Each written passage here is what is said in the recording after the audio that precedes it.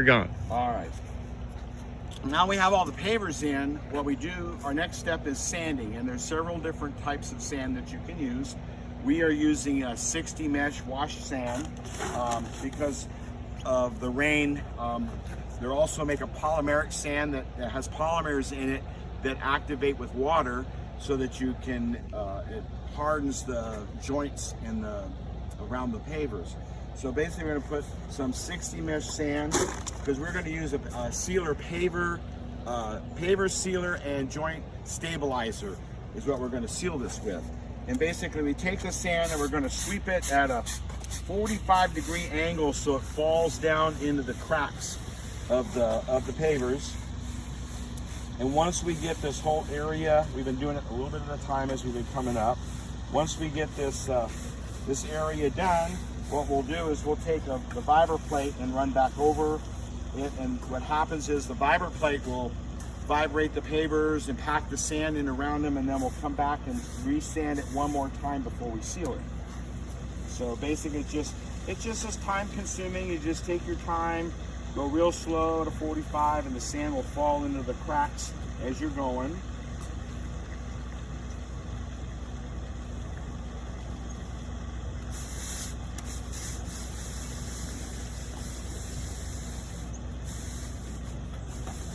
And once we get this all done, we're going to take and we'll start the viber plate and go over it and vibrate it, and we'll show you how that works. We're on.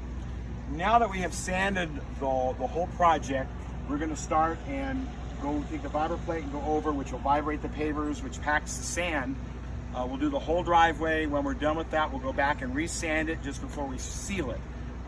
When we get that point, we'll show you how we put the sealer down and the joint stabilizer, and we'll start the viber plate and we'll take a quick run and show you what we're doing.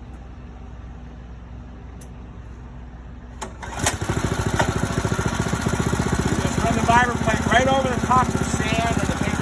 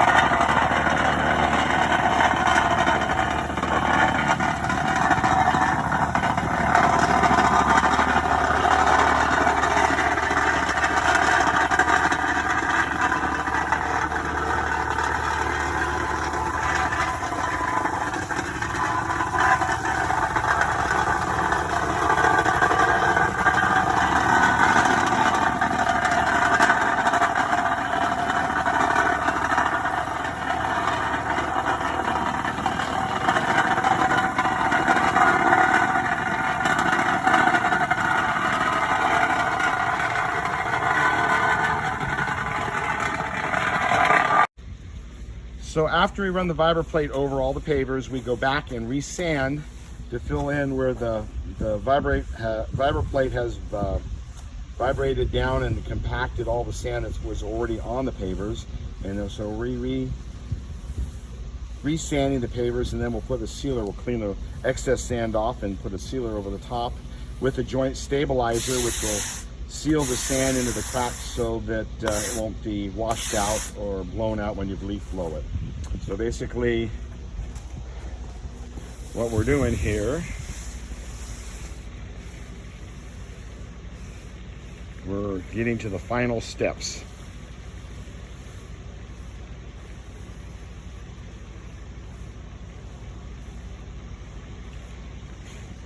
And we're always running it diagonally so that the sand falls in. That's why we use a 60 mesh sand.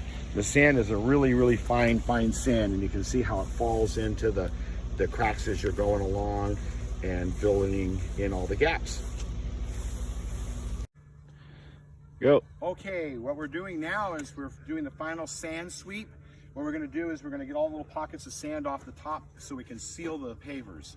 The sealer basically seals the pavers and keeps them from getting oil and dirt and leaves and stuff like that, and we'll be able to wipe right off. Also, it helps stabilizes the sand between the pavers because we use a joint sealer and a joint stabilizer and paver sealer. Any build-up sand on the outside of the pavers that are stuck to it, any little dirt and stuff, we're kind of basically taking a wire brush and hitting it lightly. And then we're going to take the broom and do a final sweep across the top. And then we'll take the blower and lightly blow the rest of the sand off so there's no residue on top of the pavers when we go to seal them. So we'll go ahead and get the blower and show you how we blow it off. Yep. Once we do the final sweep, what we'll do is we'll take the blower and lightly watch the angle. You don't want to point it down and blow all the sand out of the joints. You just want to blow all the excess sand off the top of the pavers, any of the dirt and leaves and stuff. So once we do that, then we're ready to throw the sealer on there.